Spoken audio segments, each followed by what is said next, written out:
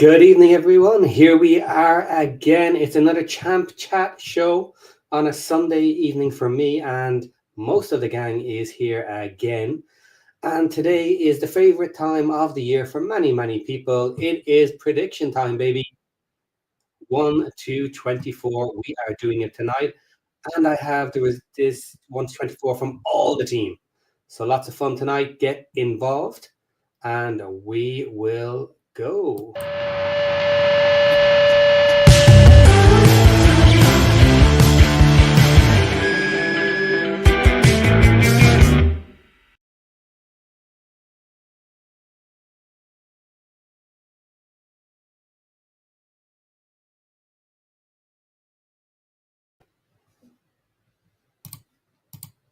Boom! Everyone is here.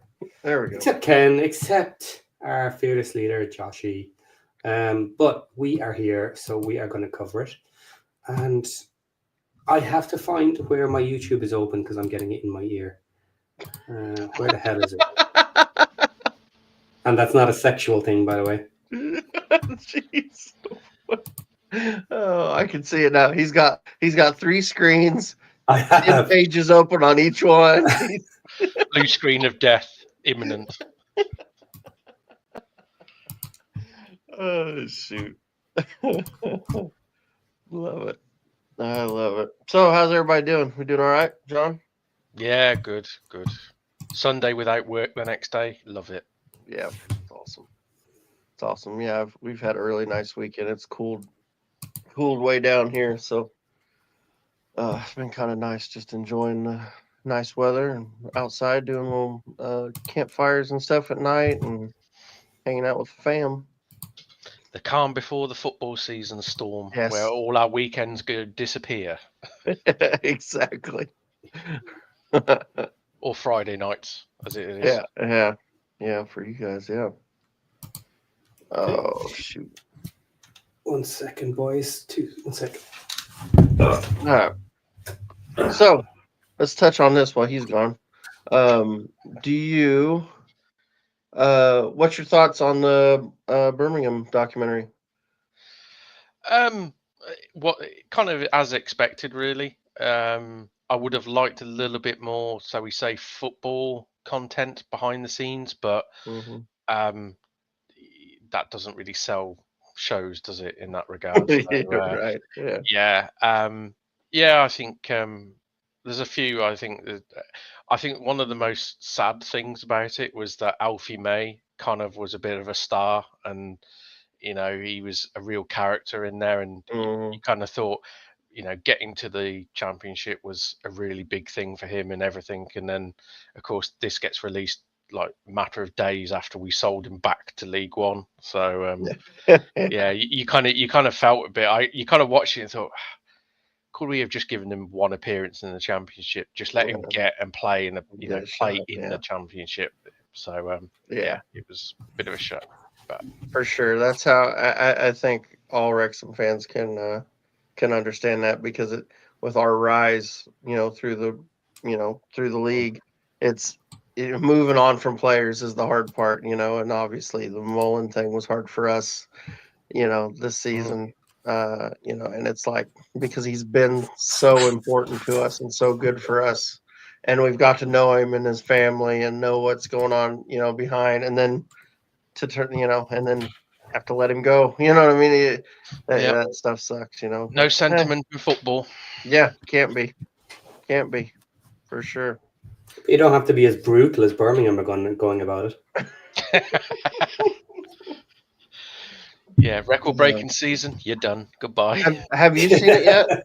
Yeah, have you seen it yet, I sat down today and watched all 5 episodes. Yeah. Okay, I haven't had a chance to watch it yet. I'll have to get caught up on it. But yeah, it is exactly as I expected it to be, good and bad. Yeah. Right. So we're not here to talk about Birmingham again. Yeah. Birmingham, as they had a nice discussion about in the show. That was amazing TV, I must admit. Don't say it with a H. Like, really, guys? You thought that was important to put in the documentary? Anyway, okay. So we are here for predictions, baby. So We are ready. I've done graphics and everything. So who do we think is first? Aaron. You're good. No, I was just moving. It was driving me nuts. That is a trick question. To answer that question, everybody knows who is going to be first up in 24th place. God knows. Yes. People in Spain know. People in Ethiopia know who's going to be in 24th this season. And the answer is... Charlton, right? Oh. Boom! Chef Wednesday. I have not seen one prediction from anybody anywhere on this planet that does not have them on 24th spot, and that includes other Chef Wednesday podcasters. So they're even being realistic that they're screwed. And Josh didn't even play with it today either. And he likes a crazy little punt every now and again. He didn't even forget them either.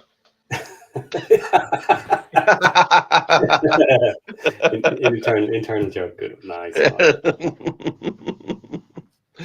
Oh, shoot. Okay, so next up.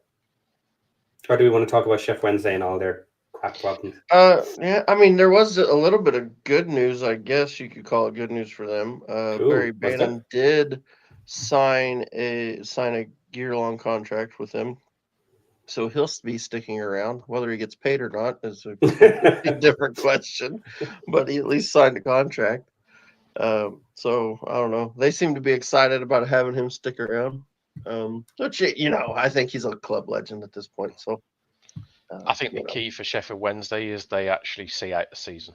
That as sad as it sounds, that's kind of where we're at now. Is if they finish bottom and they finish the season, that's really can be seen as a positive. Hopefully, there's a takeover mid-season, but I don't think anyone holds their breath on that one. Right. Yeah, Okay. I agree. So, still in the relegation zone, we have Hull, Stoke, Preston North End, and Hull. No surprises there. No real surprises. Yeah, I went with Preston. I'm just not. They did a lot of business early, and it didn't. I thought it would look decent. But now that everybody else has been doing business and you see what everybody else has done, especially the teams that you thought could be possibly down in that lower part, I started to think, I don't know, I'm not that not so impressed. And I just feel like they may be a team that's going to end up going down. Okay. Hull obviously is the other one. They have their own problems this season. Issues with payments as well. They are saying that it's not a big deal, that they'll sort it all out and that they will get it all removed. I don't think they will. And I think it's going to cause them problems. We haven't actually heard word whether all their transfers that they made early have gone through or not. Yeah. I would have expected it to come out by now if they'd been refused. But maybe they have been refused and just nobody's saying it yet. Who knows? That's a weird one for me. But Hull is definitely up in the air. Yeah, for sure. Yeah, I think the thing with Hull is you actually look at their squad. It's not a bad squad. They've actually got really, really good players. I actually just think their owner is probably the issue here. He'll do something daft and probably cause them to get relegated is where I'm coming from. I can see them not struggling, but not having a great season. Then I can see him getting rid of the manager and it just going into just chaos. Okay, so Stoke is there for Ken, and I'm going to pull up the next row, the last row of relegated teams, and see if anybody else is Stoke. Yes, we do. Go. Ooh. So now this is not surprising looking at the previous result.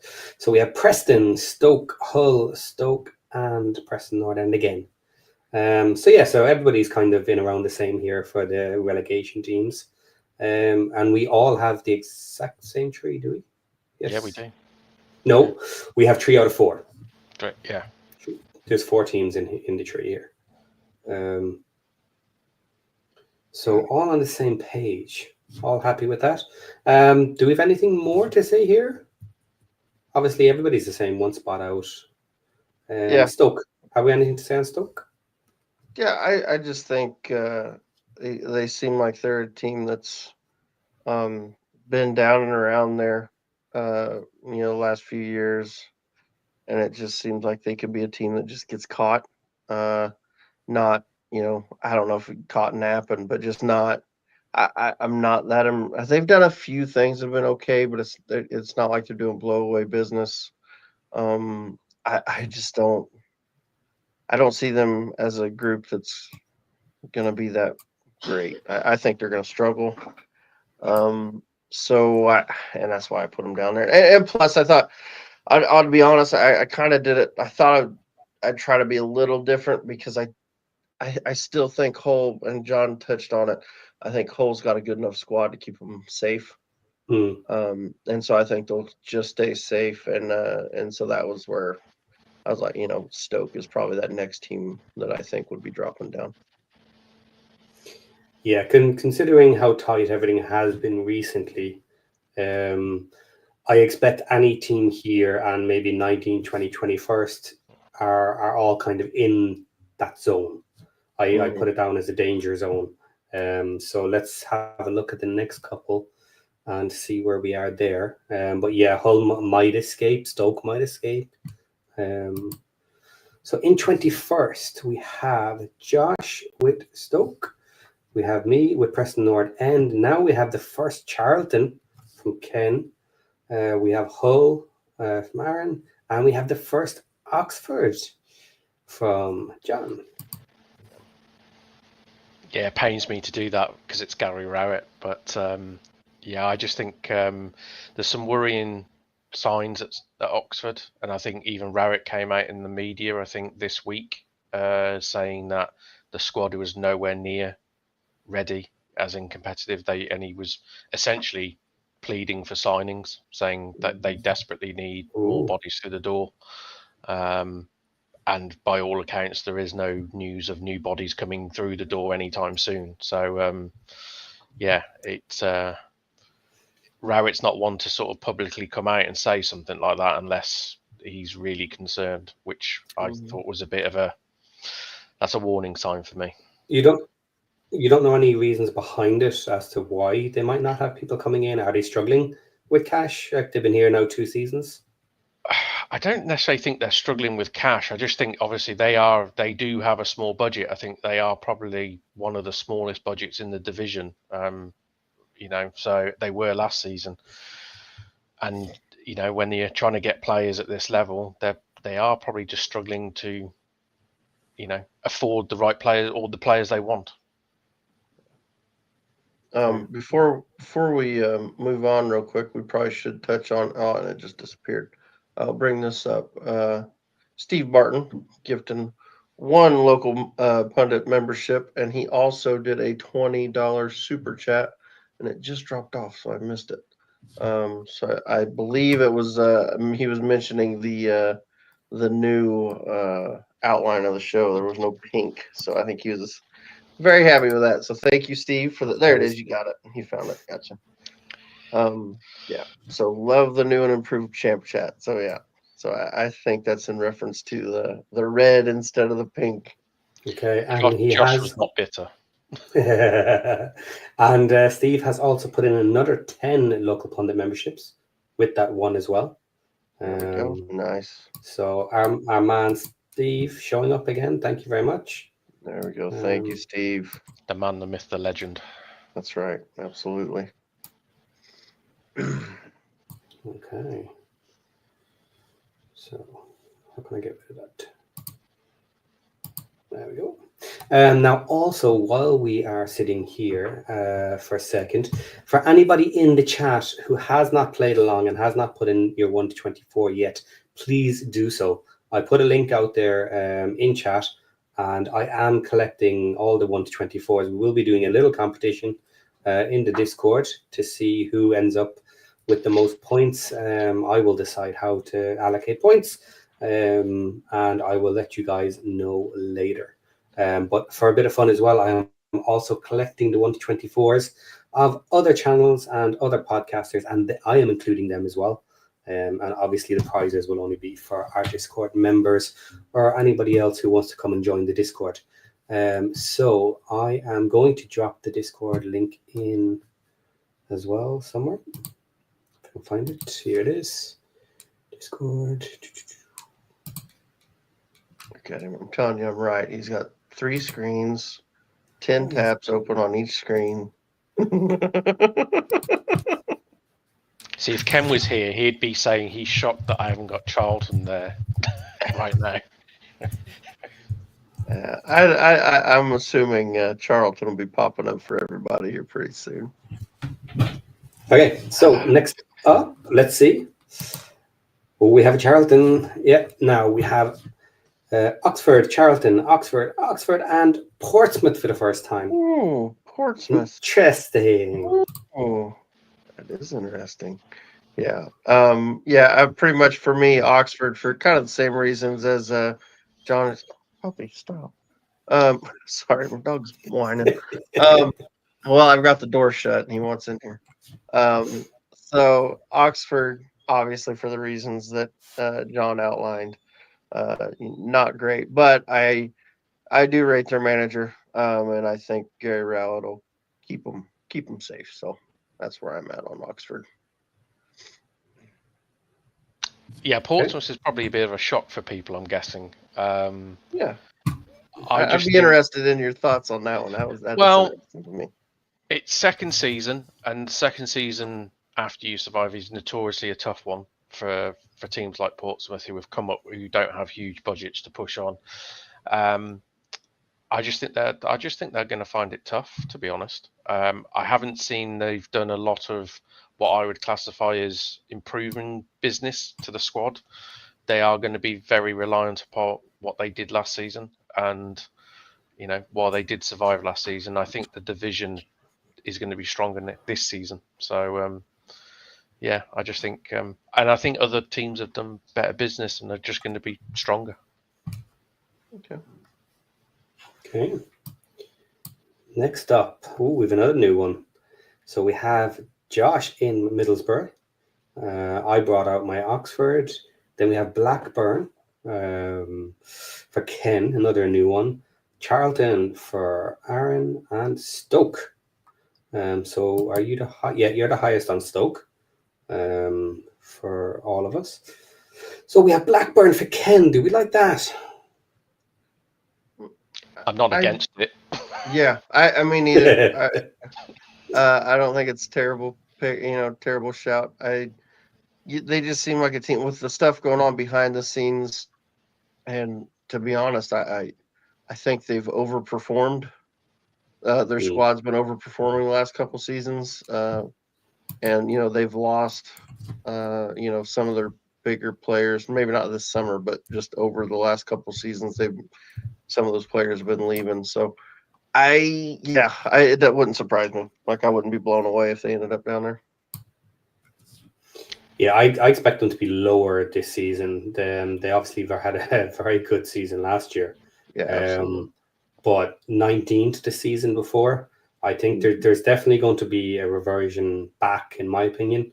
Maybe not as far down as 19th, but yeah, I'm not totally against it being down this far. Yeah, it is interesting. I'll tell you, it is interesting looking. And I'm just looking at this. Look at the teams that we've all picked.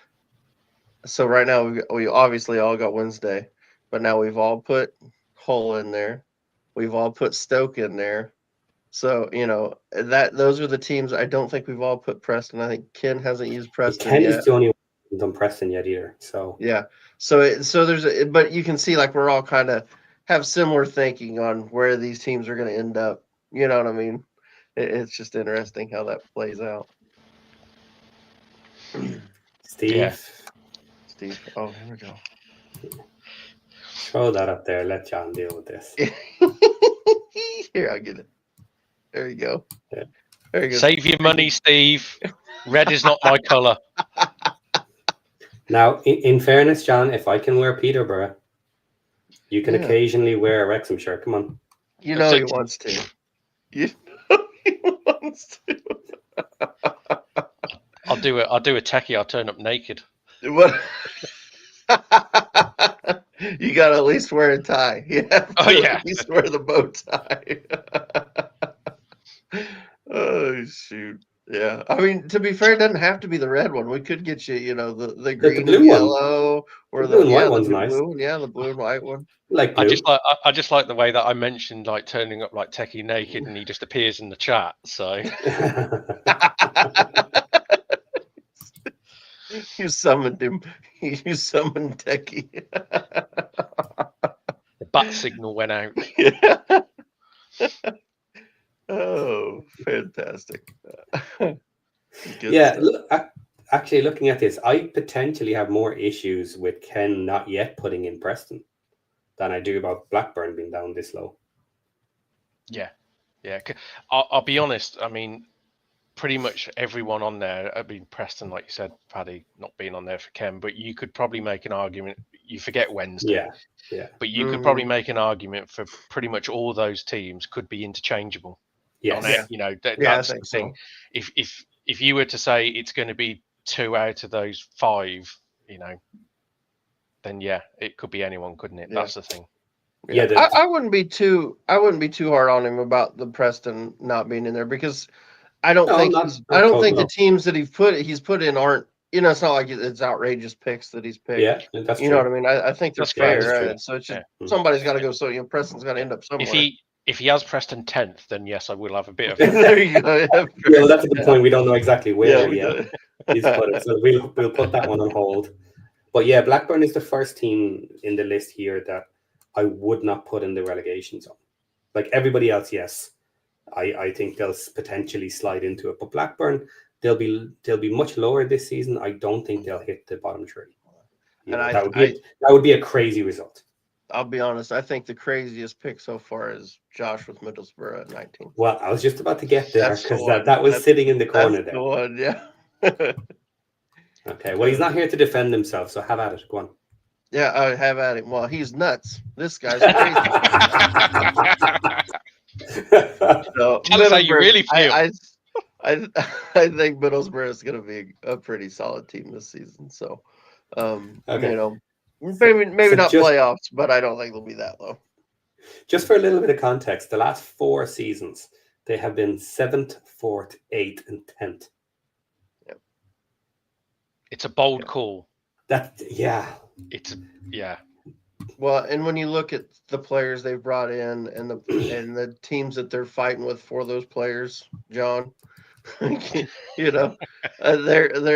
and let's be honest, they just they had a player, what's his name, just turned down Ipswich, a big move. Yeah, Hackney, just turned down a big move to go to Ipswich to stay at Middlesbrough. So I mean, I think that's big. We got a couple more super chats. Yeah, they are a team that need to get a few more players in. They have only taken in 3 this summer so far. Mm-hmm. Free transfer Owen Foster. They have Alfie Jones, which is decent, and then Abdoulaye Kante, which is also decent. But they need some late transfers. Go on. They lost their manager. Hello? They lost their manager. They lost their manager.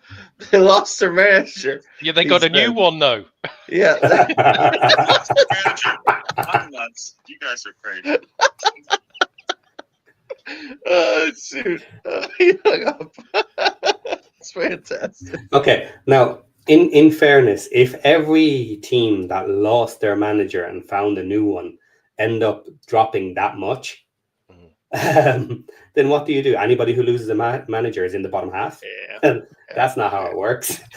Every team. The problem is every team in the league's lost their manager over the last season. If we're going to have a degree of, shall we say, sensible thinking here, they haven't replaced him with a complete unknown, have they? They've replaced him, albeit, yes, he had a terrible season with Luton. The last 2 seasons. He's proven to be a very good manager at this level. So 17 managers last season got moved. Real quick, couple more. Steve Barton, we're killing him. Well, thank you, Steve. Thank you for the $5. And Welsh Techie, $20 super chat.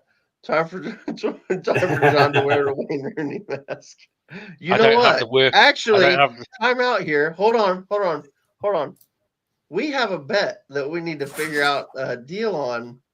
And I'm willing to say if I win, I think that should be your end of the deal. You have to wear a Wayne Rooney mask for 2 shows on this channel. Okay. I don't have the work ethic for that.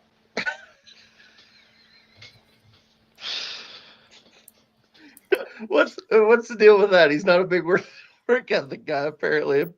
That's what Tom Brady said about Yeah. him. That's pretty wild. Okay, let's save that one for later, because if we have time at the end and we want to talk about it, I've plenty to say on that. All right, cool. That's one of the points was Thank actually you. very interesting. Thank you, Techie, for the 20 quid. Okay, so that is the bottom 6. Now we'll move on and get slightly higher up the leaderboard. So the bottom half of the top half of the bottom half. Now, next up, we have Watford, another new one for Josh. QPR for me. Preston is here for Ken. There we go. Saved you yourself, Ken. Yeah. Blackburn Rovers has popped up for Aaron, and Charlton for John. So, okay, we've seen Charlton, we've seen Blackburn, we've seen Preston, QPR, and Watford. Yes. Okay. So, what do we think? Yeah, I mean, that makes sense. Get Ken putting Preston there. It's kind of what I was saying. They've got to go somewhere, and I don't think any of the picks he made were completely outrageous. So I'm good with that. And then obviously I put Blackburn just ahead of where he had them. So me and him aren't too far off on where we think teams are going to be. John putting Charlton in, which, no surprise. I think they've done pretty good business. It pained me to do that, with Nathan Jones. It really did. With all the will in the world, I wanted to put them in that bottom 3, but I just couldn't. Yeah. So what's your thoughts on QPR then, Patty? They just haven't been amazing. Is the thing. Their results have not been great. They've been 20th, 18th, and 15th. Now, they have been going up a little bit. That's fine. But they have changed manager to Julian Stefan. So I am a fan of potentially having issues if you're a lower end team and swapping out your manager. It can lead to trouble because you are a weaker team. You've got weaker players. It's harder than obviously if you're a stronger team. So they may do okay. This is one of those weird ones where I would not be surprised if they were much higher, if they had a good season with a new manager. But at the same time, I think there's quite a few dangers there for them.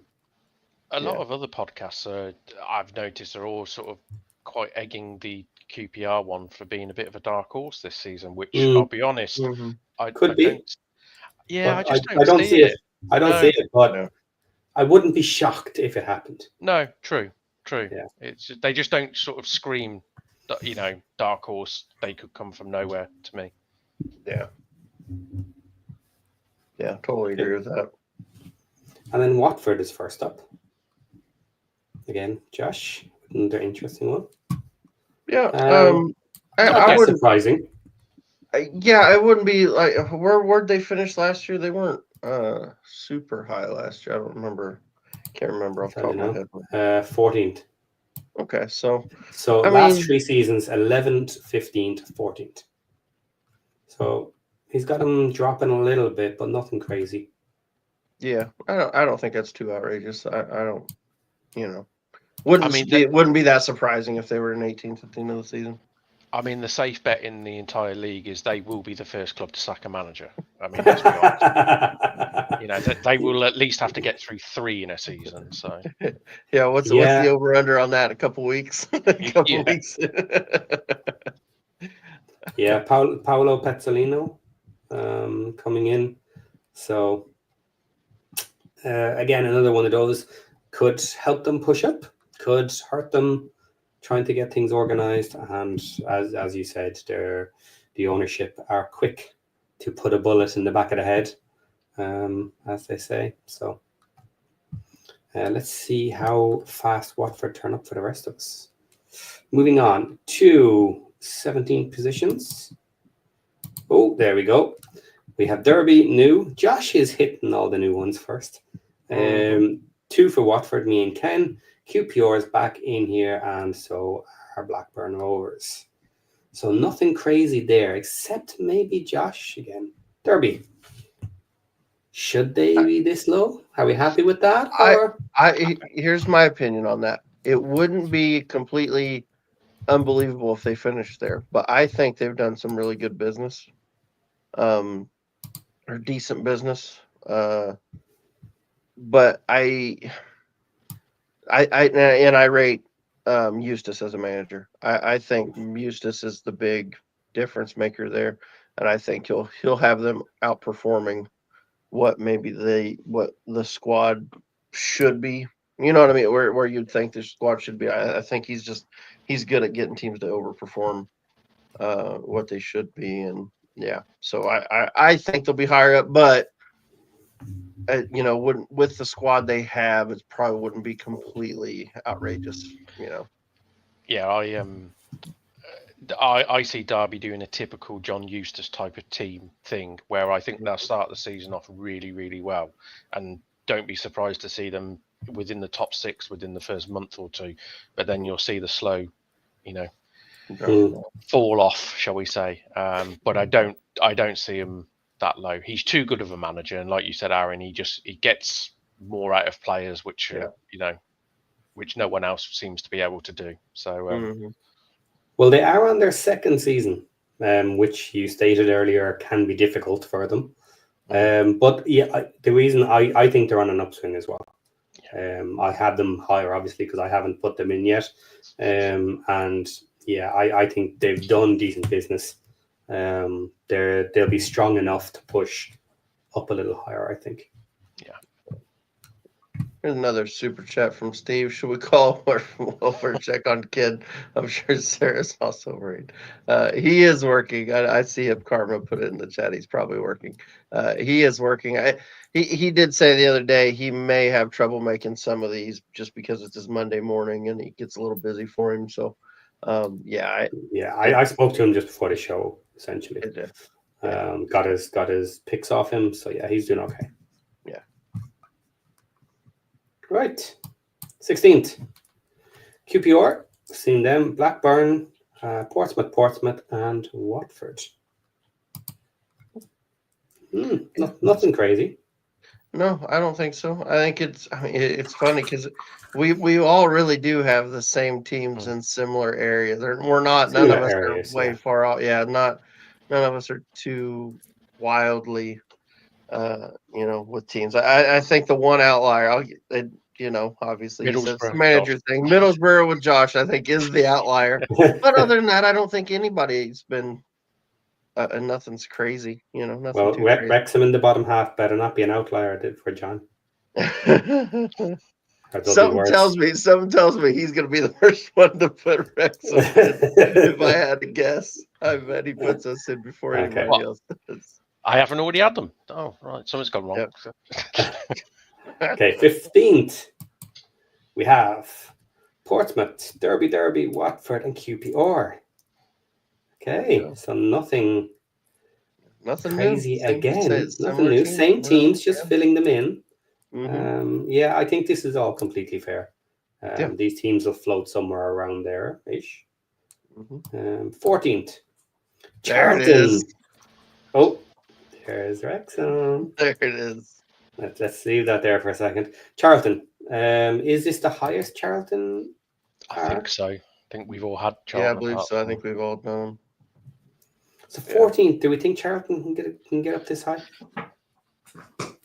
I think it would have to be an exceptional season. Yeah, I think they've done good business. Don't know if they've done that good at business. You know what I mean?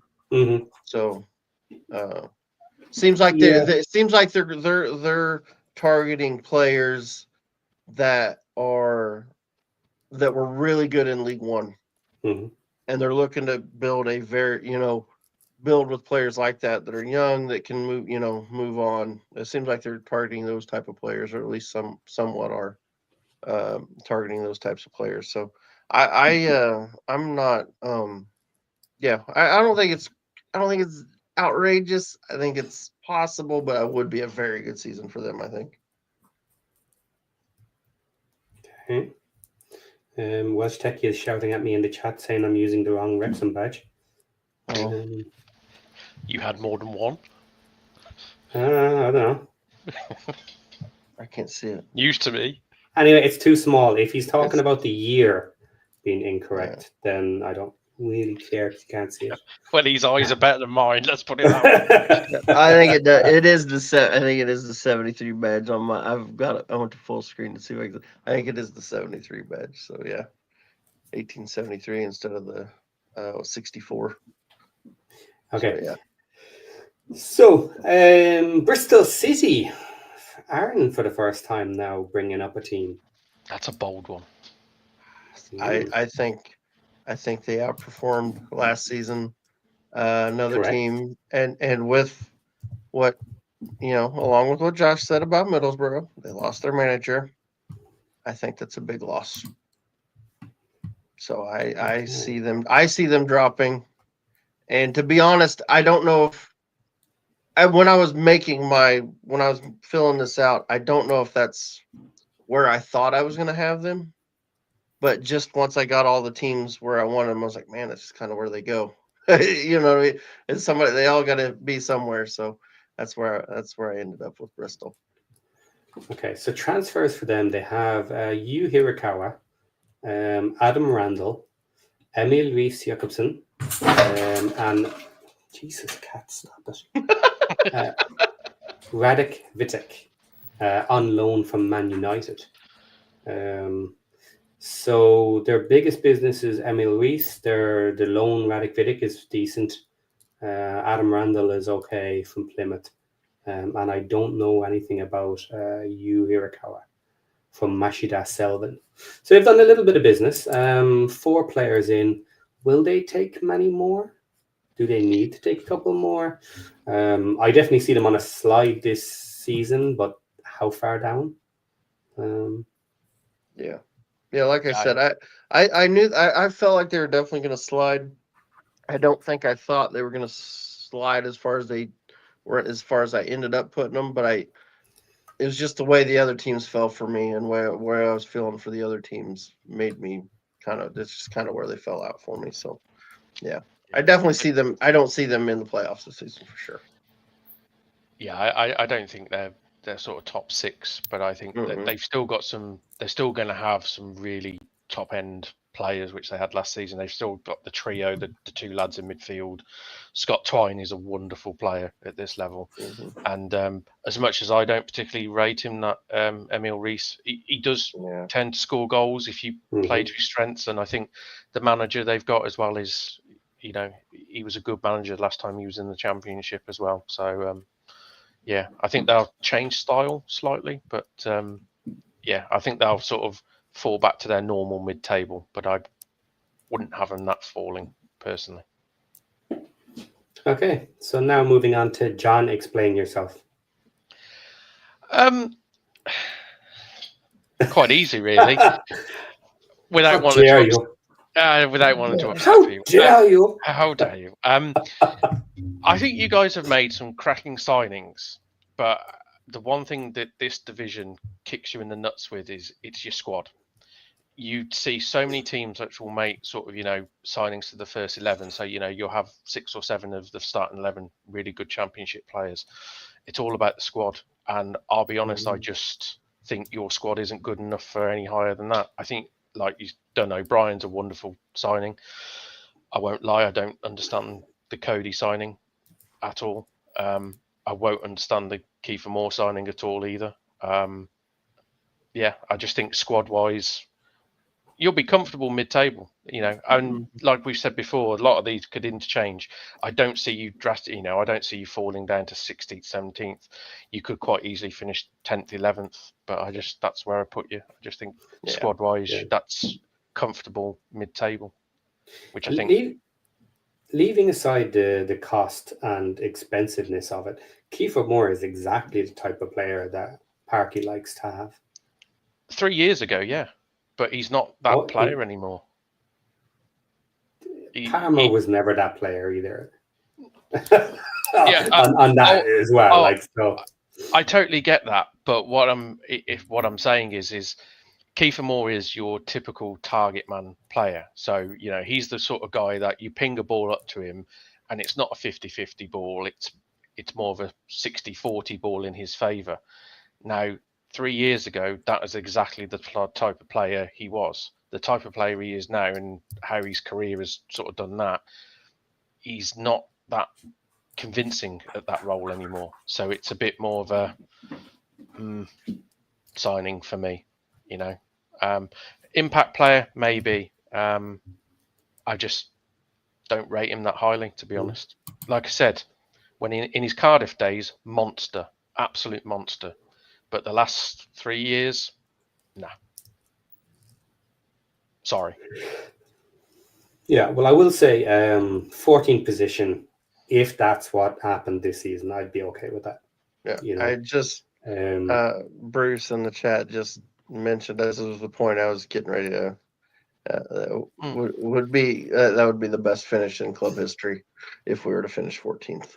So, like I said, the one thing I want to stress, it's not trying to say that you've got bad players or anything. Like I said, Lewis O'Brien is a wonderful player. The thing is that the Championship tests your squad, your depth of squad terribly in this, and that's where I think, if you go and sign another 6-7 players or something, all of similar level to Lewis O'Brien's and that, then you're going to be well up the table. But I just think, at the moment, I look at your defence, for example, and it's still the defence from last season. Like I said, the Connor Cody thing, I don't get it. I really don't. I don't think he starts above what you've got now, if I'm honest. So I just think with that. Yeah, I do. His legs, Scar and O'Connor are not great. No, but Scar can run. Cody can't. Kiefer Moore will outsprint Connor Cody. Okay, there's a comment here I want to bring up from Stephen. Anyone who truly believes that the realistic result is Wrexham pushing for promotion is simply being blinded. It could happen by a miracle, but it would be just that, a miracle. Well, wait a little bit, Stephen, because you will be amazed how high some of these predictions for Wrexham are going to be. Okay, I've seen the results. I'm the only one who has seen the results. But just wait for it because you'll enjoy it. And there'll be some explaining to do.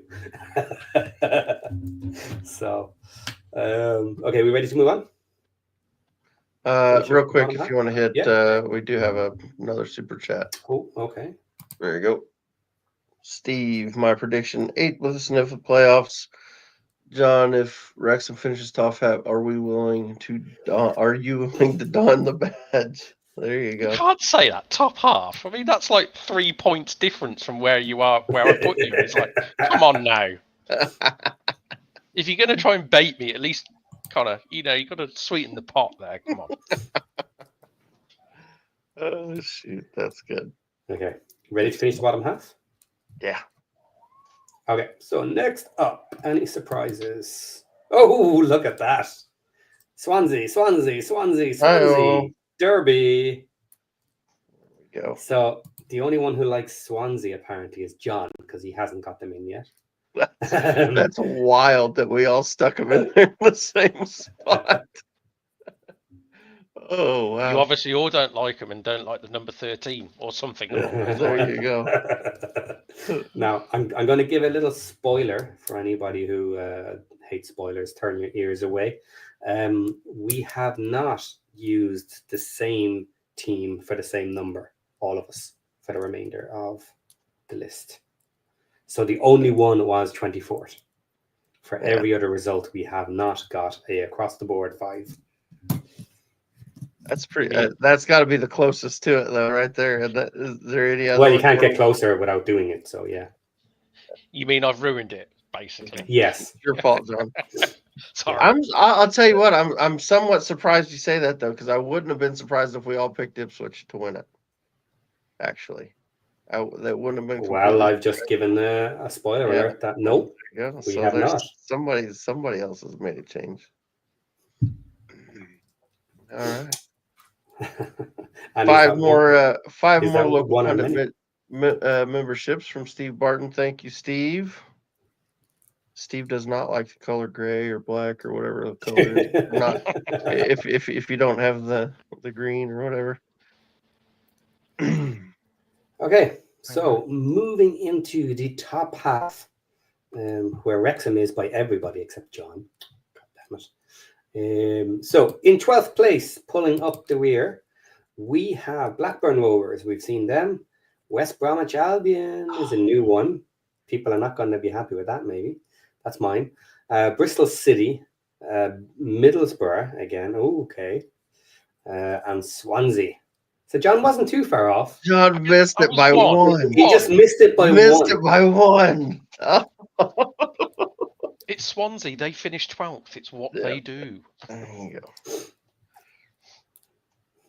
That's Yeah, funny. Jesus, you put Swansea above us. Oh, that's horrible. He ought to be ashamed of himself. Sorry. Yeah, you know what? I actually expected a little bit more pandering to our base here from John. You know, You wanted me to put an occasionally he can do it. You know, no, we don't want your honest results. We want generally honest results, and we want you to take Swansea and fucking put them below us. It's not that hard. Yeah, but Figure it out.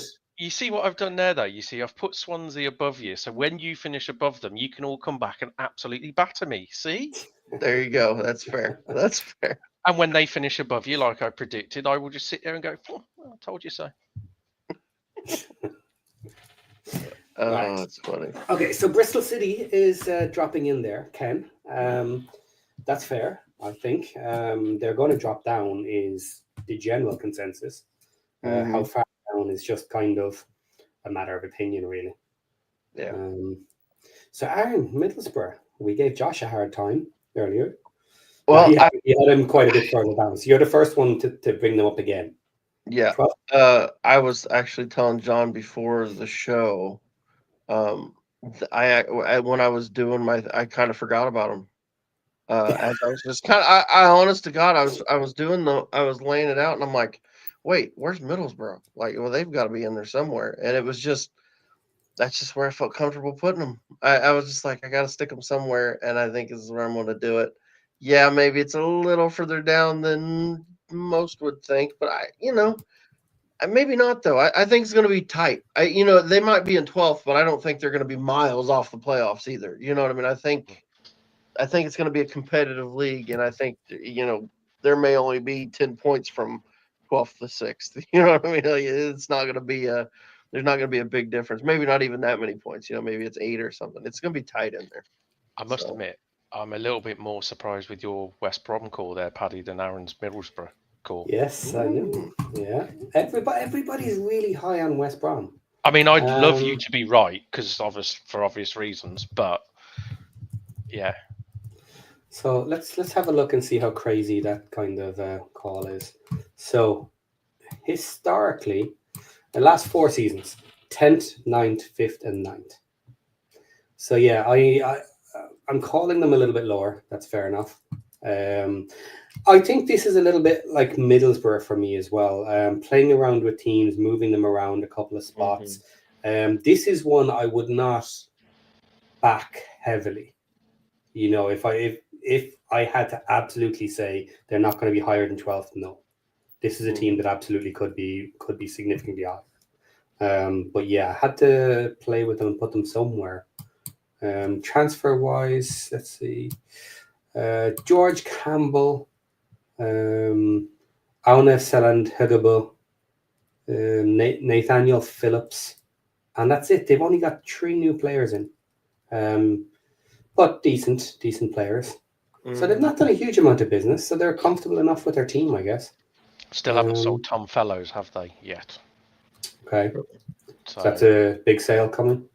Well, you would, yeah. He's rumoured to go to, I think Everton are interested in for like 15-20 million quid, which by all accounts right now, Everton are not willing to stump up the money. So if he ends up staying, I won't lie, he's one of the best wide players in the division. He's a quality player. So, and they do have. It pains me to say it a little bit. They do have a very good squad. They haven't sort of cleared too much out of it on that regard. They've got some. They do have some very good attacking players still. Yeah, I guess it also partly comes down to how much you rate Ryan Mason. Again, another new manager scenario. So yeah, I'm not going to defend it too heavily. I'm happy taking criticism on this one. So thing is with these though, isn't it? You got from like say 8th to 12th. I mean, yeah, it could flip on one Yeah. game. It could be Yes. just Yeah. it could be one lucky game or one lucky goal that swings. Mm-hmm. So yeah, certainly two. Certainly a 6-point yeah, swing is going to get a lot of places moved. Okay. 11th. Ooh, look at this. So we have Bristol City. I think that's the last two, isn't it?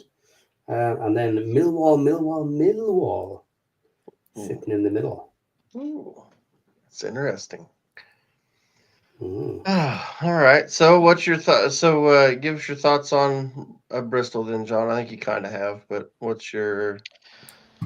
I just think they are notoriously a team that finishes 10th, 11th every season. Last season was a bit of a outlier, but then again, it was a low points tally for the playoffs, so you could make an argument that that's why they snuck in. I think they will just sort of regress back down to what they're normally, they will flirt with the playoffs all season, but ultimately finish it, I think, around there. They won't trouble the bottom half of the table. They'll be too good for that. Yeah. That's. I'll be honest. That's kind of where I'm at with Millwall. I think, I just think they're going to be right in there, right around it. I know they were. Where did they finish last season? It's 8th or so. Yeah. So, I think they'll be right there. I think, like I said, I think this group's going to be tight.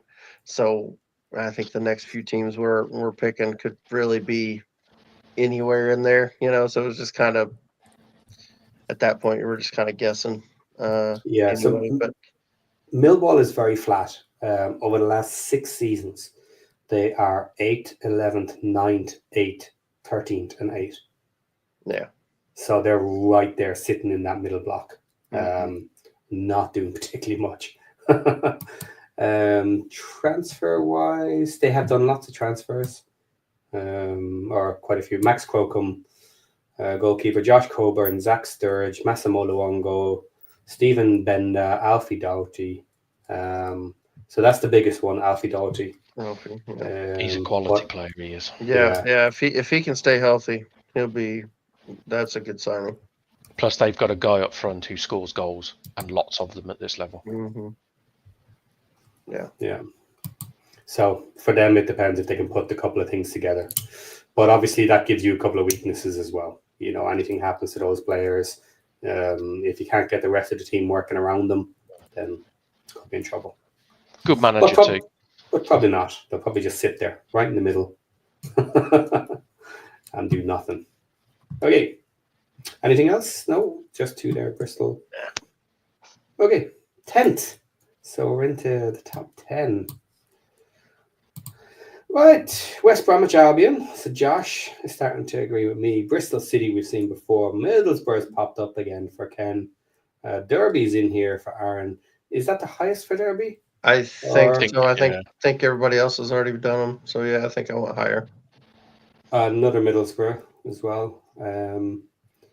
So again, nothing crazy. We've spoken about these teams already. This mid-zone, are we going to end up with a block of teams that we all kind of agree within 3 or 4? Probably. So 9th. Millwall, Middlesbrough, Coventry. So that's a new one. That's bold. Now, I will say, again, another little spoiler alert. Off the top of my head, I think Coventry have the biggest spread of any team. So this is interesting. There are some right up there heavy on Coventry, and some not so much. And then we have West Bromwich Albion at the end.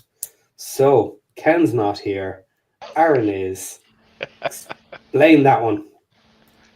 I think they did really well last season, and I think they're not going to do so well this season. I think Gerard. I think he's got. I don't think he's that great, and I think that's going to show this season. They weren't far from missing the playoffs last season anyway. They could have easily finished 9th last season. And I honestly, he did a great job getting that team turned around and playing well when he came in. And that fair enough. I'm not convinced that he's the guy that can get him really playing really well.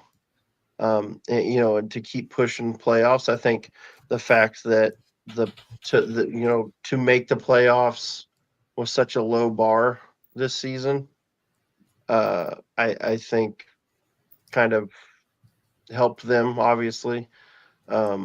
So I could see them getting a similar points total as they did this season, but I don't think that's going to be enough to get to the playoffs.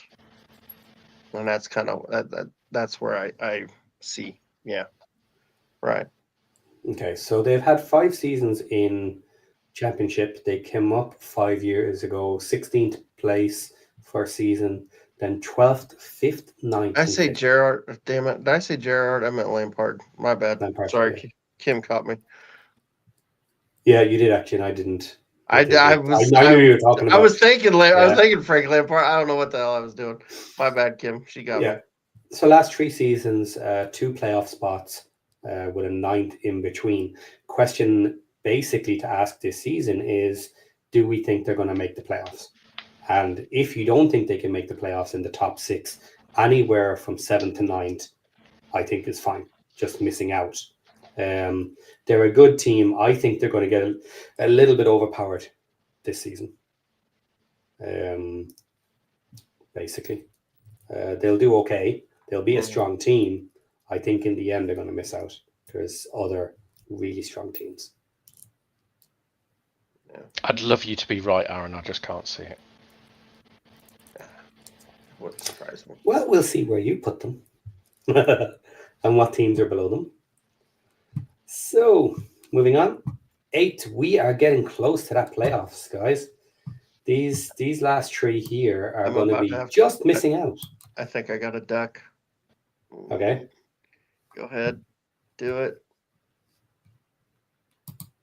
Oh. Don't hate me. Don't get crucified. Oh. Okay, but hang on. Do you know what? That maybe isn't even the biggest call. We have Leicester. Ooh, that is a big call. Leicester in 8 from Josh. Danger. Really? Danger. I don't know. Ken's call of Sheffield's, I think, is worse in that regard. At least with Leicester, you've got the points deduction that could that we don't know how that's going to end up. But with Sheffield dropping completely out, yeah, that's a big call. Okay, really so let's do Josh first, and then we'll hit Ken. Neither of them are here to defend themselves. So Leicester, look, is a big call. If they have a good team, they're going to have a strong team in general. Even if they lose a couple of their big guys or whatever, they'll have a very strong team. I think they'll be in the playoffs somewhere, personally. So yeah, I don't see this one, to be honest. Mm-hmm. Their squad is still, when you look at it, so strong. It is. It's when you look at it on paper, you read all the off-pitch stuff, and you almost think they're a worse team than they actually are, and then you see the players they've got on the squad, and you go, oh yeah, he's good. Oh yeah, he's really okay. And then you kind of sit there and go, even with like a 9-point deduction, yeah, you're still going to be top 6. But yeah, I still think the Sheffield United one from Ken's more bold though. That's kind of out there. I'm not going to lie. Yeah. Okay. I think that's the lowest I've seen them on anybody's Yeah. picked. Like you said, there's been Yeah. a lot of 1 through 24s this week, last few days, and I think that's the lowest anybody's had them. So that'd be a real surprise if they didn't make the playoffs for me. I am less high on Sheffield United this season than a lot of people. I think there are issues where they can actually have a terrible season. But even I kind of still have them backed up with being a very strong team. So the positives are still there, and the positives are still more likely, I think, in my head. But I see a couple of dangers for Sheffield, but I didn't put them this low.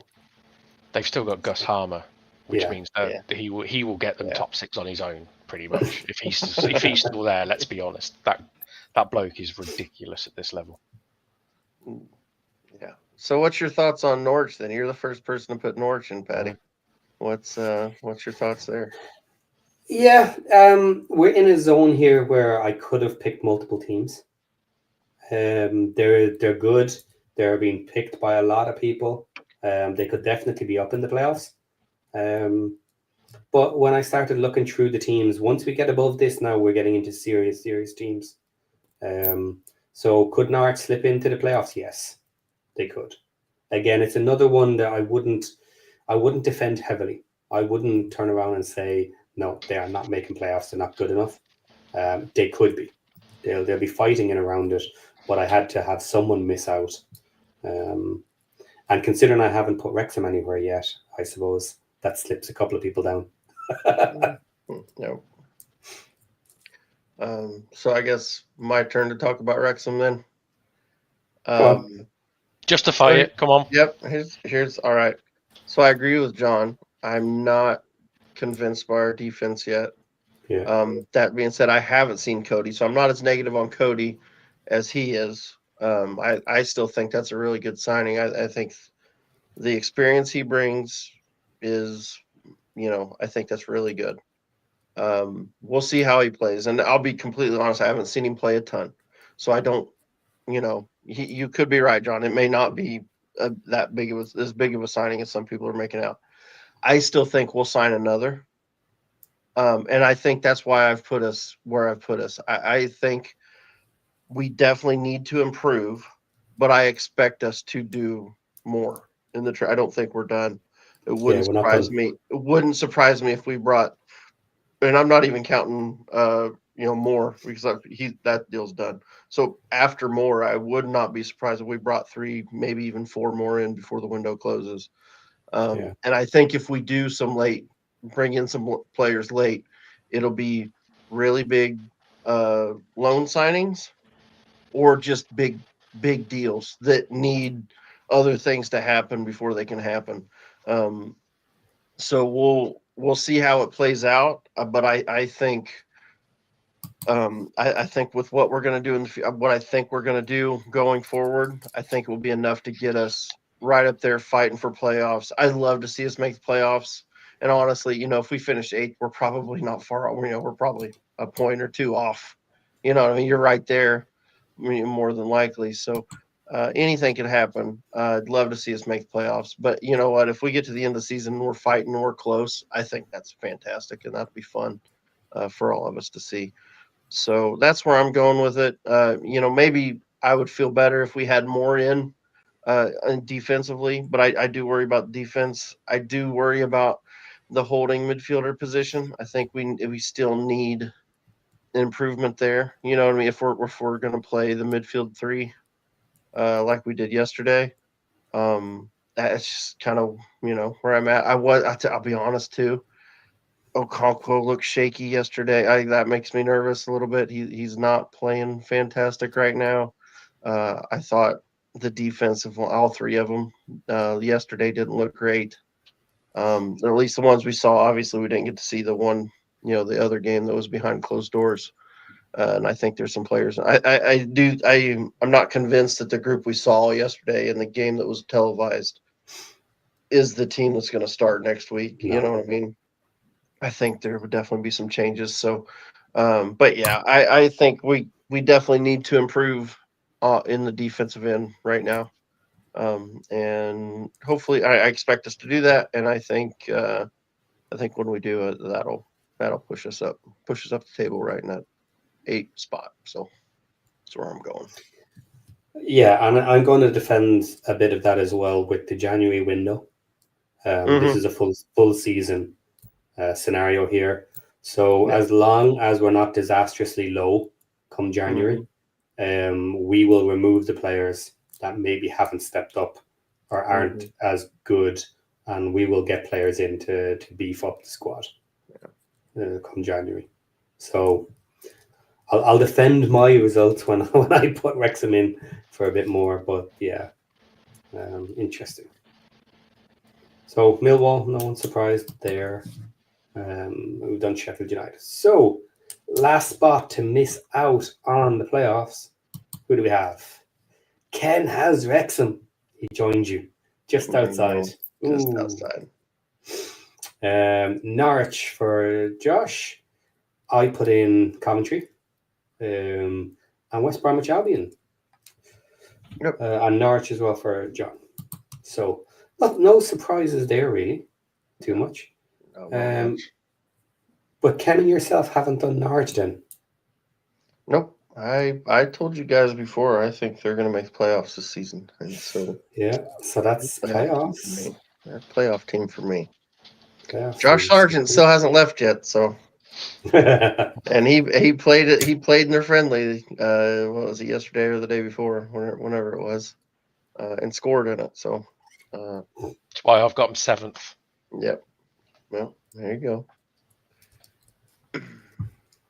Okay, so let's get into the interesting ones. Now it's slowly breaking down. There's only so many teams left, but this is the big spots, playoffs. In 6th, we have Sheffield United from Josh, another interesting call. I've put in Wrexham, so I'll defend that in a minute, or not. West Bromwich Albion, Ken, Norwich, and Leicester. Okay. I suppose I'll go first. Look, I'll take it.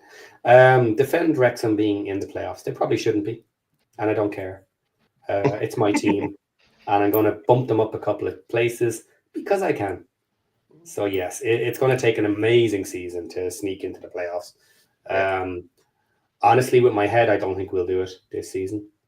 I would like to be close, so drop it a couple of spots, and I think that's fair.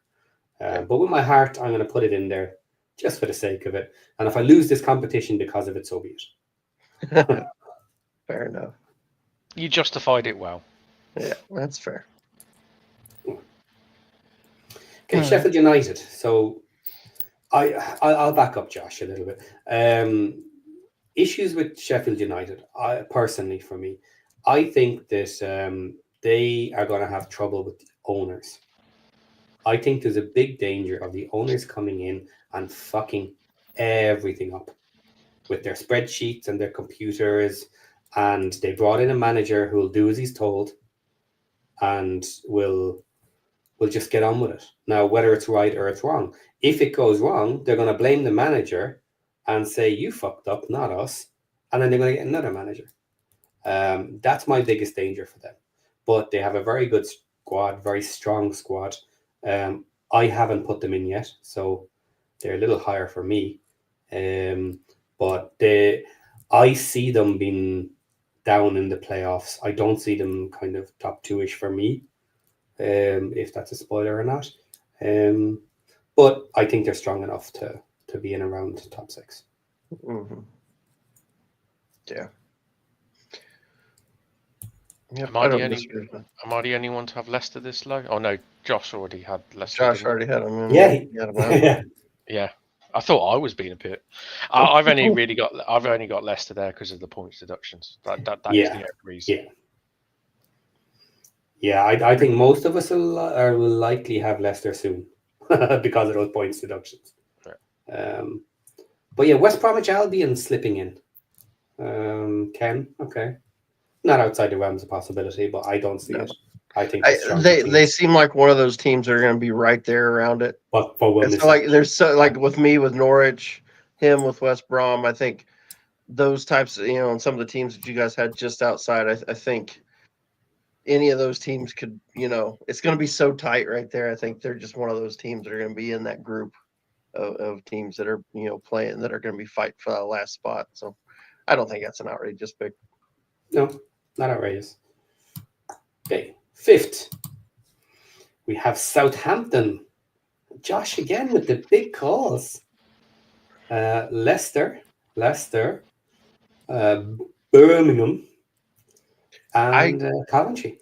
Have we not seen Birmingham so far? I can't believe I'm the first one. I put them in 5th, and I thought I was gonna have them ahead of you, Patty. I thought I was have them ahead of Josh. I thought I was going to be ahead of everybody. I cannot believe nobody else has put Birmingham in yet. Yeah. How dare you?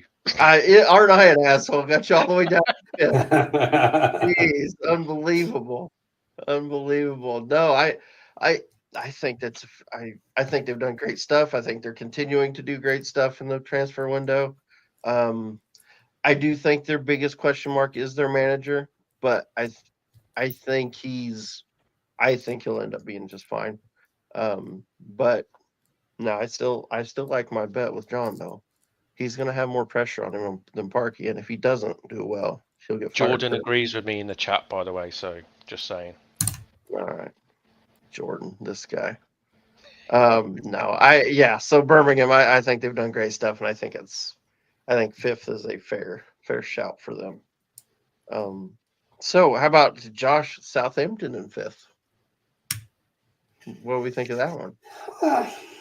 I guess at this point, nothing is too crazy.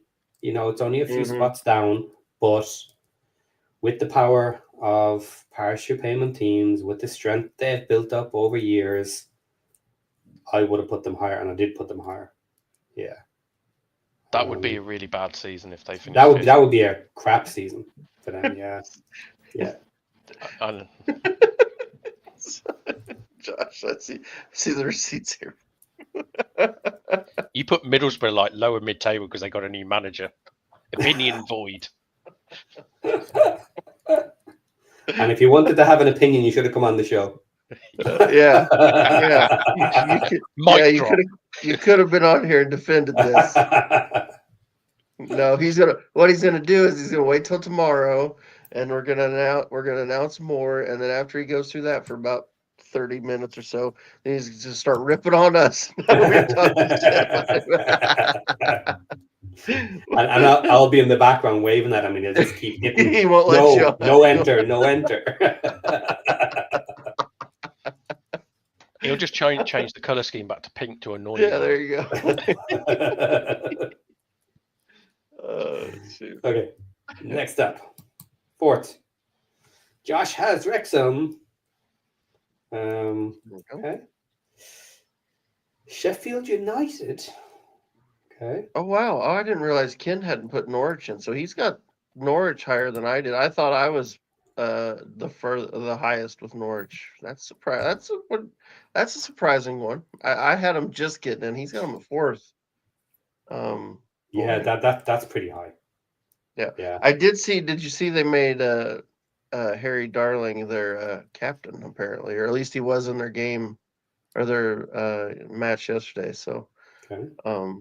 So yeah, I think that's a good signing for them. I think they needed that night. I'll be interested to know if Darling was the captain at MK Dons when Manning was manager there. I wonder if that's possible. Yeah, it's possible. I don't know if he was Swansea captain, to be honest. I don't know. I have no idea. But yeah, that'll be. I think they needed to improve the defense, and I think they did with him for sure. I was about to say something really stupid and say, well, if Norwich finished 4th, Manning would be manager of the season. But then I'm not going to lie, if Wrexham finished 4th, Parkinson needs to start.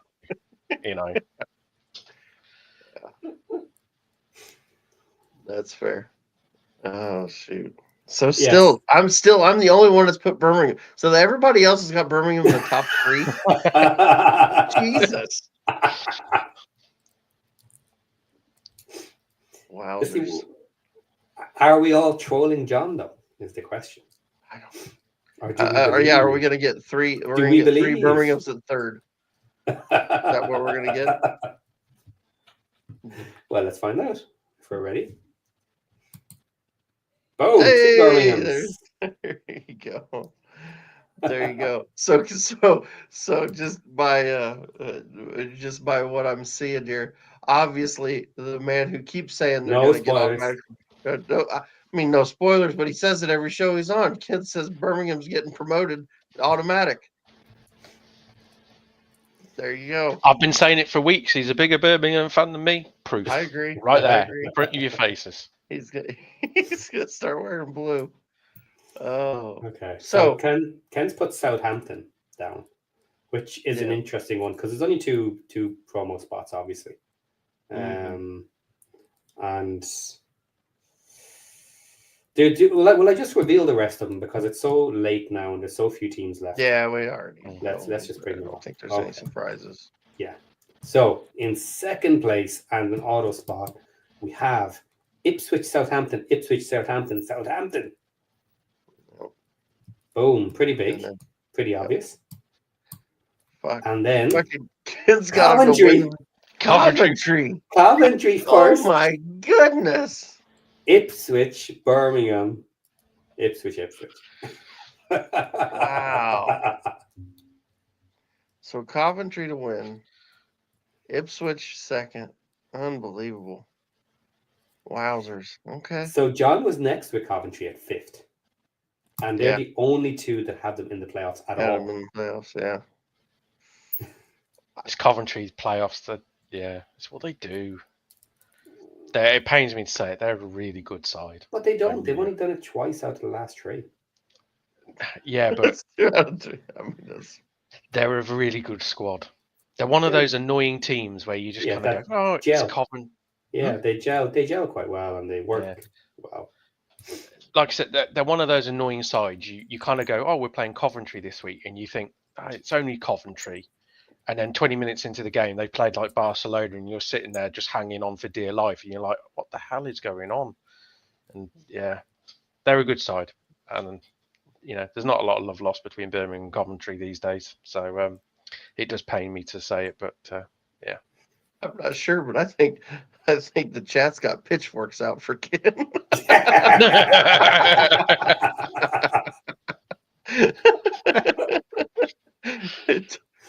Oh shoot. He's gonna have to run and hide next time he does a show. I mean, I'm not going to lie. I'm a huge Birmingham fan, as everyone knows. There is no way on this planet I could even justify saying, "Yeah, we're going to win the league," because it's just, man, really, come on. Yeah. Okay, so while we're still discussing Birmingham, because we do need to kind of discuss these last couple of sets, had I done this list after I watched the documentary, I would have dropped Birmingham a couple of points. Because I'm sorry, some of the shit that's happening in the background there is dangerous to your team, no matter how good your team is and all these players. Yeah, I'm not so confident in your backroom management. Now, in fairness, they probably don't do much of it. It's an overview, and yes, they're in the documentary and all of this, but yeah, lots of other people are involved. Well, they aren't really. That's the thing. No. The documentary does, shall we say, portray. Does Brady gets heavily involved? He doesn't. No. Davis is such a professional manager in that regard that he wouldn't be here, if it was any other way. So, I wouldn't say there's any worry in those regards, if I'm being honest.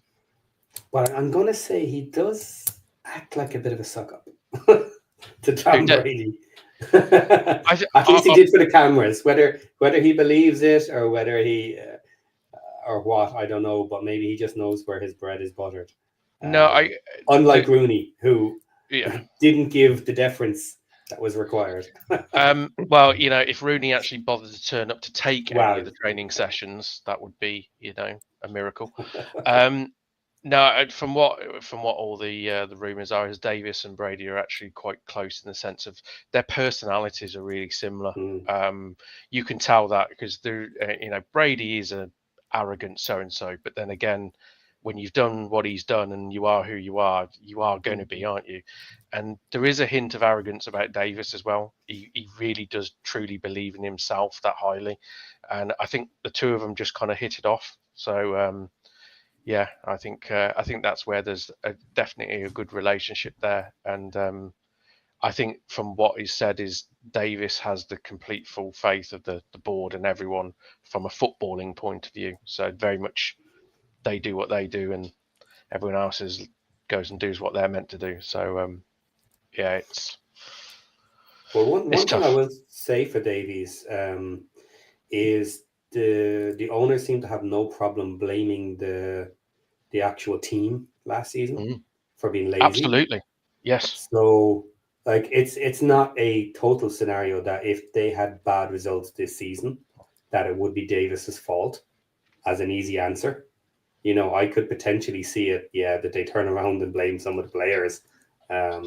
Maybe not as quickly or as easily, and certainly not maybe as many, but they don't seem to have a problem kicking some of the players, at least I don't in mind. private. No, the thing is, he's actually got a bit of flack, Brady, online from, shall we say, outside, with the with the sort of the players are lazy and all that sort of comment. I'll be honest, that is what 90% of Birmingham fans were saying last season, not last season, season before, sorry, in the relegation season. A lot of them were lazy so-and-sos, which were going through the motions. I mean, there was an interview with like 3 of them I think we had like 4 games to go, and 2 of them even in their interviews sort of said, well, we're too good to go down. It's like, guys, you're 3 games away from the drop. You're in the bottom 3, hello, wake up. And they played like they had already, I mean, the last 5 games, a lot of them played like they were on the beach.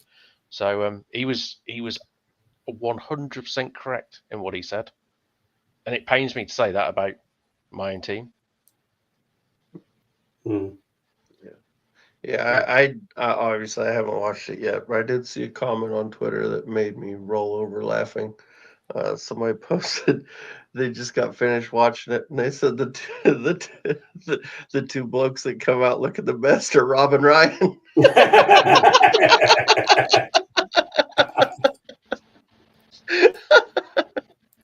I got a good laugh out of that. So I'm gonna have to catch up. I'll have to watch it this week and get caught up. I just haven't had a chance this weekend. Okay. Is anyone surprised? Anyone surprised they didn't have Birmingham higher? Who, you? Yeah. No. I'll be honest with you. I'm surprised you had them that high. Yeah. I didn't think you'd put them in 3rd. I thought you'd be closer. 5th or 6th. Yeah, that's where I thought you'd be right there with me. To be honest. Yeah, I just think strength of the squad. Yeah. To be honest, with what we keep doing and keep adding. Yeah, I still can't see us breaking that top 2. I won't lie. Yeah. No matter how strong.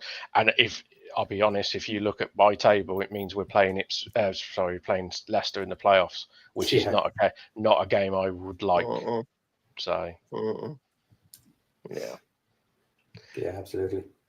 So moving off Birmingham for a second, let's just finish this up, and then maybe we can go back on to Birmingham if we want to.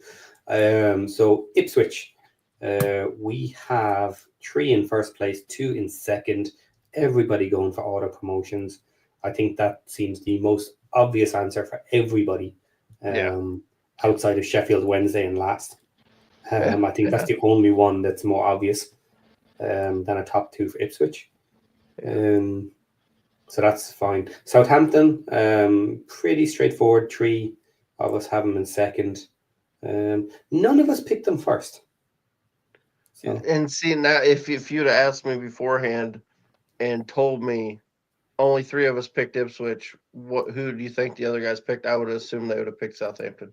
You know what I mean? That would have been, if I wasn't going to pick Ipswich, it would have been Southampton. I think they're going to be right there with them, but I think Ipswich has probably got just a little bit more. Can I ask, and Kieran McKenna too. Kieran McKenna, I think I'd take him over Will Still right now, because we don't know a lot about Will Still. This is first year in the championship, so we don't know how he's going to do. I think he'll do fine. I but Kieran McKenna's done it, been there, done it. Fantastic manager. So their squad is so strong as well. Yeah, absolutely. It's just it's a championship super team. It is, yeah. Yeah. I mean, I would love for Josh to be here right now to try and justify that call of Coventry. I really would. I'm not going to. Crazy call, I think, for me. Yeah. I mean, that is a put you on to 24, and he's not understood, and you just put somebody random at the top. Yeah. So unless Rousey's been in his ear. Do you know what? What I'm going to do, just to be sure, I'm going to double check what Josh sent me and see if I put them in incorrectly. Just to be sure. To be fair, at this point, I hope you have put them in incorrectly, to be honest. Gosh. That's pretty wild, actually. Yeah. And Josh has got Southampton 5th as well, where we've all got 5th. Right, yeah. Yeah, I mean, he's not like completely. It's not like he's gone completely off the rails, other than like, see that pick and the Middlesbrough pick, I think, are the two that are just really, and so it makes me wonder. I mean, little behind the scenes action here.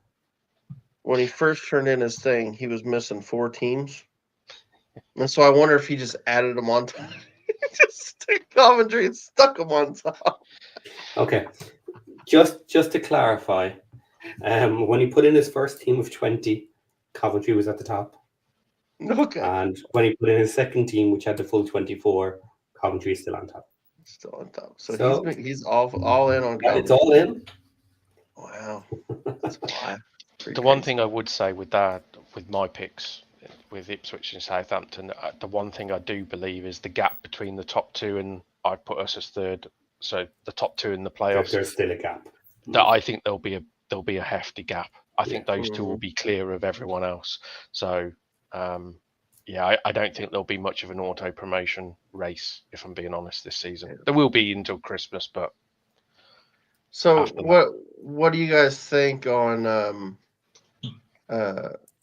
points? I see a few are talking about it in the chat. What are we thinking points wise? So for the top two, I mean, I think we all agree there probably will be a bit of a gap there. I'm totally on board with that.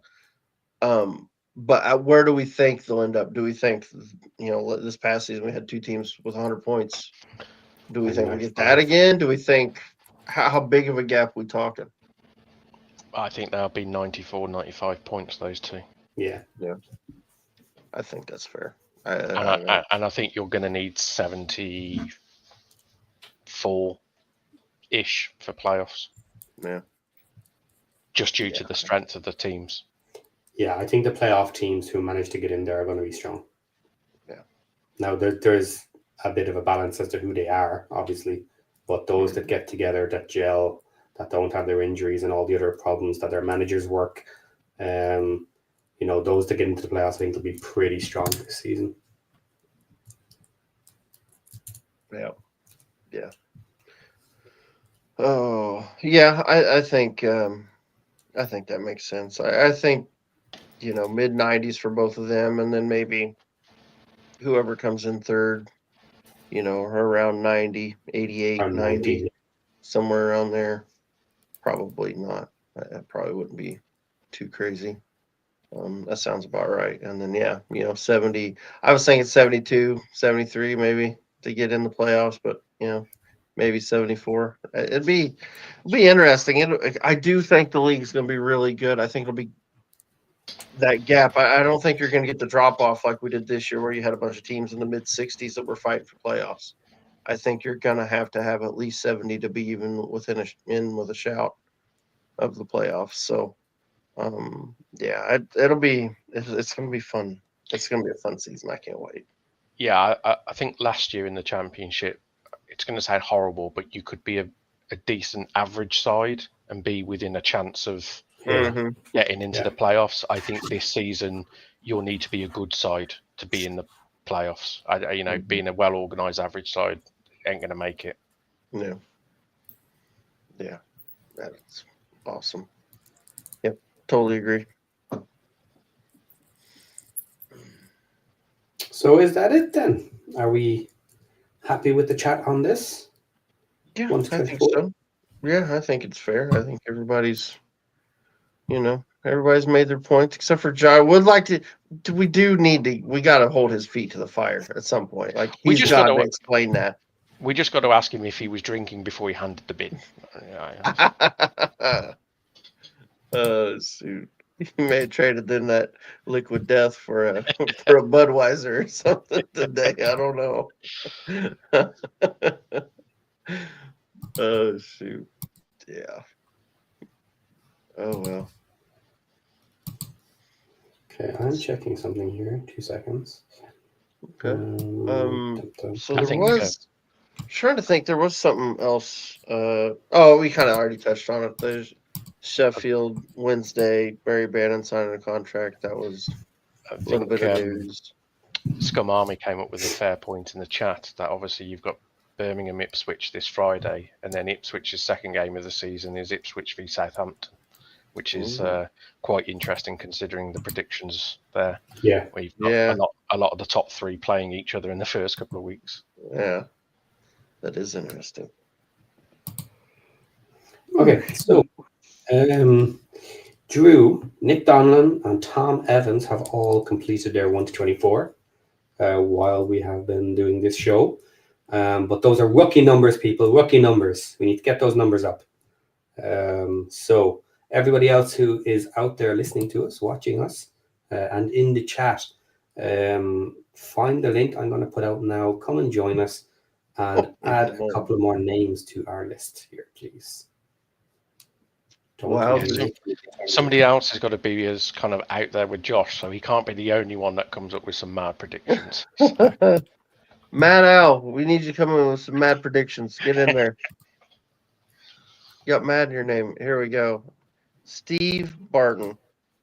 Absolute legend. $50 super chat. Thank you so much, Steve. Love you guys. You're wrong. Wrexham gets automatic promotion, and when it happens, John gets a Wrexham jersey. There you go. We need to clarify some details there. Is Steve talking this season? Apparently. Because I'm not falling into that trap. Yeah. 4 seasons down the road. 4 seasons later, yeah. Fair enough. Okay. Link is in the chat, people. We want to up those rookie numbers. Right. So that's done. I've shouted at people. Do we want to talk about this Birmingham document? You haven't seen it, though. I haven't seen it yet, so I can't say much. I've just seen people talking online, so I don't know. The best I can tell from looking at Twitter is Brady come off as an asshole, and that's kind of the big takeaway I've gotten from it so far, which doesn't surprise. Because here's the thing, the dude he's the greatest NFL quarterback that's ever played the game. I've been coaching American football for going on 25 years now, over 20 years. Every time we've had a great player, they've always had a little bit of that attitude. And I think you just are that way when you're that good, and they know they're good, and they talk like they're good, and they walk like they're good. And that is why they are so good at what they do. I know that turns a lot of people off, but and it's not always true. There are some really nice guys that are great. You know what I mean? But he is one of the greatest, and so it doesn't surprise me that he's got that type of an attitude. But I think that's why he's so I don't know what the right word is. Why he's such a divisive figure. There's not very many people that are in the middle on Brady. They either love him or they hate him, and usually if you love him, it's because he played for you. You know what I mean? I mean, the other thing is, and it's shall we say, it's not a likable trait, but that guy is a win at all costs. Everything is winning, and I think there was a thing in the documentary where he said about players and teammates that used to really annoy him was, even in training, you play to win. You train as like you would do in a match day environment. And I think, sadly, that's the difference between sort of, your normal athletes and your pinnacle, the ones which, they give their very best at every single day that you play the game. And, I'm a Buffalo Bills fan, not an avid fan, but, for years I couldn't stand Tom Brady for obvious reasons. Yeah. But you just can't get away from the fact if you're a young athlete or a young footballer and he is on tap as, in regards to advice, who else would you want, advising young players on how to, go about themselves in training, how to sort of dedicate themselves to the careers and stuff. There's probably no one better, is there, in that regard? He is the greatest that's ever been in that. Yeah. So yeah, he's going to be an arrogant so-and-so. Anyone would be in that position, Yeah, totally agree. And like I said, I think he is the greatest ever because of that attitude. Like he is that good because he's got that attitude. And and a lot of other things, obviously, but that's just how he operates. And like I said, I've been around a lot of, and it's really annoying, especially, because of course I'm coaching, high school kids. So sometimes it's like, all right, dude, you're not that great. But the best players I've ever had to play for me had that attitude. You know what I mean? Those players are, they just, they're at a different level and they know it. You know what I mean? And that's, and the thing is, a lot of them have that mindset before they're good, which means, like you said, you run into a lot of people who maybe have the mindset, but ultimately their skills don't make it there, in which case you just look like an asshole. But some of them will go on with the attitude and the skills, put it all together, and become the GOAT. I mean, if you, I mean, football is littered with, shall we say, the best ones in the business, and you could make an argument that every single one of them are kind of arseholes, really. You go back to the old days of, your Alex Fergusons, your Arsene Wengers, and that they were all arseholes in a matter of speaking. Jose Mourinho is a bit of an arsehole. That whenever you're sort of at that level, unfortunately, it seems to be a sort of character side of it where you are that way inclined, aren't you? You believe you are better than everyone else, and that's what drives you to be better than everyone else, I guess. It's an interesting question for the future of Wrexham, because obviously we have Parky and his locker room mentality. You can gain extra out of players if you can keep that team unity and playing for each other and playing for the team and everything. That's fine. But you can only do that so far, because there are players available who will play like that, who are good enough at our level. There is enough of them out there. But at a certain point, you have to let all those drop away. And it has to be purely, this guy is better than that guy. I don't care, he's an asshole. We have to deal with it. You know what I mean? End of. They're all going to be assholes. Yeah. I mean, in the documentary, the thing that I was more surprised about was how intense. I mean, we all heard how intense Davis is as a manager, but you see some of his team talks and some of the way he's on the touchline and stuff like that. He's a bit of a monster as well. He's a proper, he's intense, and it's very much of it's his way, otherwise you're done. I think there was without spoiling too much, there's an instance where he shouts at Christoph Clara. Now everyone knows how good Clara. He was our player of the season. He was immaculate all season. And I think there was a game where we were already winning and he made a mistake and Davis absolutely crucifies him on the touchline. Absolutely tears him to shreds. And you just think that's your player of the season. You're already winning the game. You've already gained promotion at that point in the season. That's the level of intensity and, That's how much they demand, or how much he demands from players.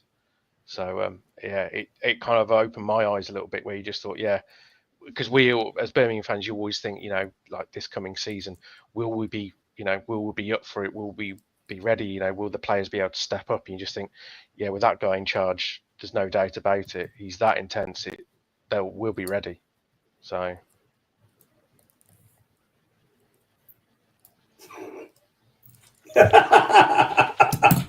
What are you doing to me, Kim? Come on. Really? She's teeing you up is what she's doing. How about this one? This one's better. Klopp was one of the most successful managers, and he was far from being an asshole. What planet are you on? What planet are you on, Tom? That bloke was an absolute class A. Yeah, arsehole. See, I got to bring this one up. I save this one. Hold on. Because Hip Karma posted this. She said, "I'd take Kelsey any day with love." So she's making pointing out that she thinks he's not an asshole. Best I can tell, he's the worst kind. He pretends he's a nice guy, and then it turns out he's a real asshole. From what I've heard from people that have met him. So I would rather meet a guy who's an asshole and is just openly an asshole and doesn't pretend to not be an asshole. Yeah, that's my thoughts on him, on Kelsey. And to answer Kim's question, he will be successful at this level, as much as it pains me to say it, because he is a very good manager at this level. Character flaws or not, he's at the perfect club with the perfect, shall we say, ambitions, and what the outside noise will be. A lot of people will expect them to fail and be struggling for relegation, which will suit him down to the ground. He will go into every single game revving his team up like they're the underdogs, and everyone thinks they're going to fail, and they'll come out and rip people's heads off and blah blah blah. He's a very good manager at this level, as much as it really annoys me. I fully expect him to come to St Andrews, beat us 1-0 and do a lap of the pitch to wind all us up. I just know it. It's just the way he is. Glenda. No, Glenda, I have not met him. My cousin Brett has, and he was treated like an absolute pile of dog shit. So I don't get it firsthand. I do get it secondhand. So yeah, met in a club in Indianapolis. Was just hanging out, and apparently he made a big fucking deal about Brett just trying to say hi. So it was, apparently he was a real asshole that night. And if you ever wanted any sort of confirmation of what Jurgen Klopp was like, go and have a look at what he was like on the touchline to everyone else. That says all about, you need to know about that personality.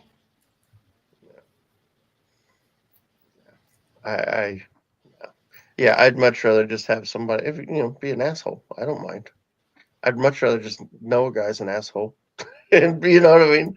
I'm not big on the pretend. The worst ones are the failure ones. Those are the worst arseholes. The ones that are actually not any good. Not any good, and they're also assholes. Dealt with some of those. Coach some of those. They're convinced, and a lot of times it's their parents that are even worse, especially when it's the younger kids. They think they're great, and it's because their parents are convinced they're great. And that gets to be a real headache, coaching at younger levels. So what else? Any other news in the championship this week? I don't think there was anything major. Just trying to think. I was trying to think earlier today, and I couldn't really think of anything that was. No real big signings this sort of last few days, I don't think. Yeah. Oh, no. Yeah. I'm sorry. Just to clarify, Steven, I wasn't talking about Brady. I was talking about Kelsey, Travis Kelsey. Yeah, I think you know exactly where you stand with Brady. There's no doubt Yeah, about that. Yeah, exactly. Yeah, Yeah. I think that's and I'm fine with that. You know what I mean? I don't mind a guy that's just be who you are. especially when you're the greatest of all time. I can do, if you want to look real quick, Okay. few so a few transfers. Let's see, looks like Oxford have gotten Nick Prelic from Cagliari, striker on loan. And then let's see, that's an outgoing. I'm trying to find some incomings. Here's one I don't think any of us will know. Hull got a striker in, Enos Destined, for free, from Trabzonspor. I don't know. Is that from Turkey? Maybe, I don't know. Turkey. Yeah. So yeah. Obviously we got Cody. Derby County signed Rian Brewster. I thought that was a pretty solid signing. If he can stay fit. If he can stay fit, that's fair. Florian Bianchini went from Swansea to Portsmouth on loan. I don't know much about him. Do you guys know anything about him? No. Not off the top of my head.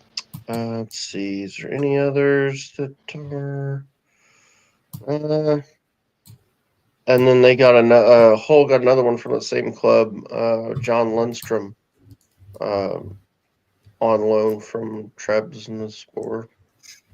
He was a very good player, ex-Sheffield United. Got promotion from the Championship a few times, I think. Okay. But he's got to be the wrong side of 30 now.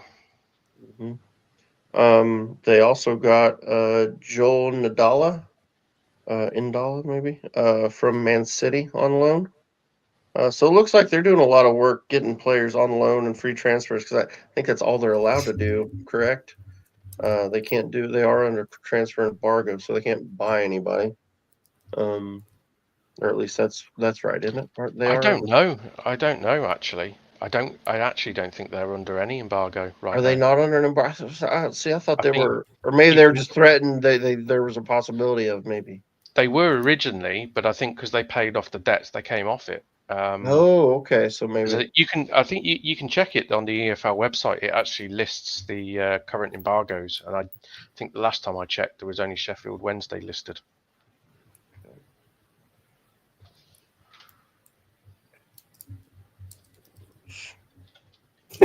Jan's gone. what's His light went out. he disappeared. We lost him.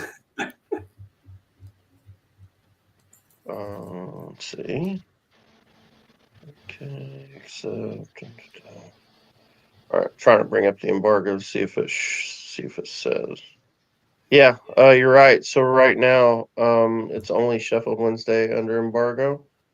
And then, okay, so they are under a fee restriction. Whole City's under a fee restriction until the end of the summer 2026 window.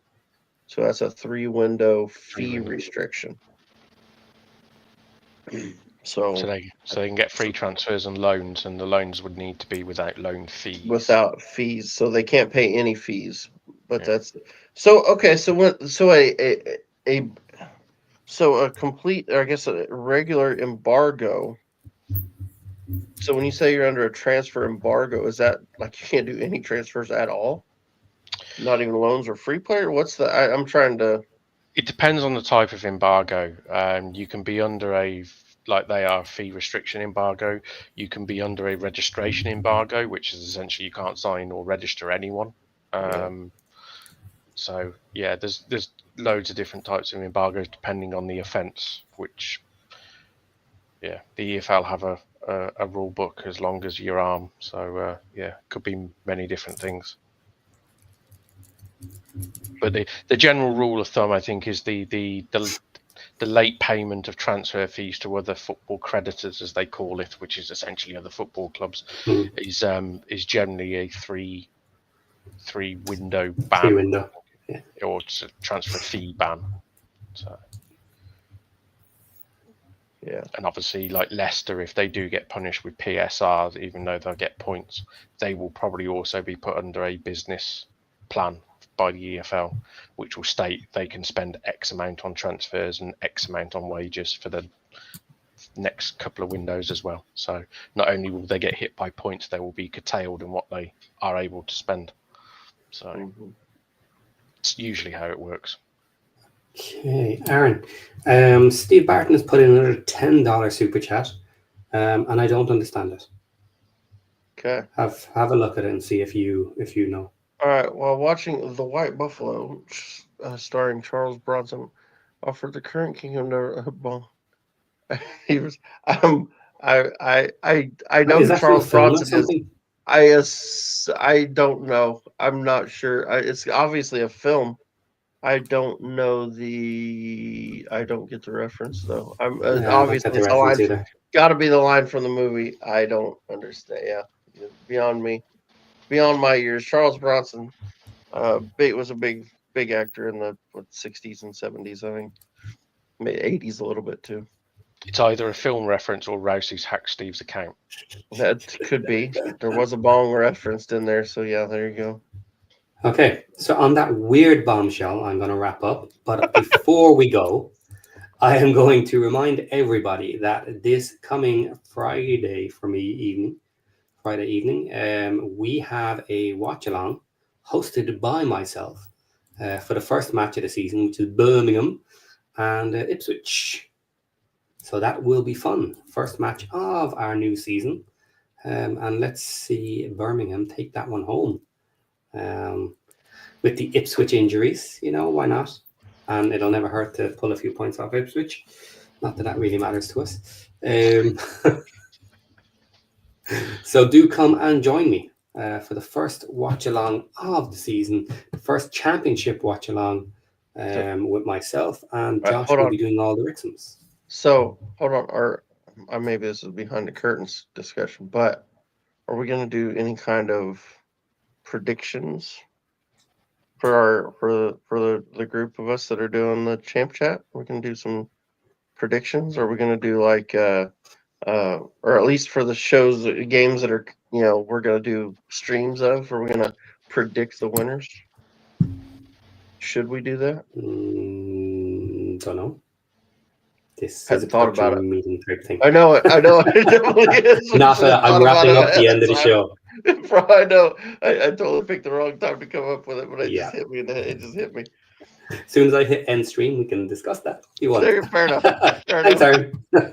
Yep. On that bombshell, our second bombshell, we're getting out of here. Thanks, guys, and we will see you soon. Bye, everybody.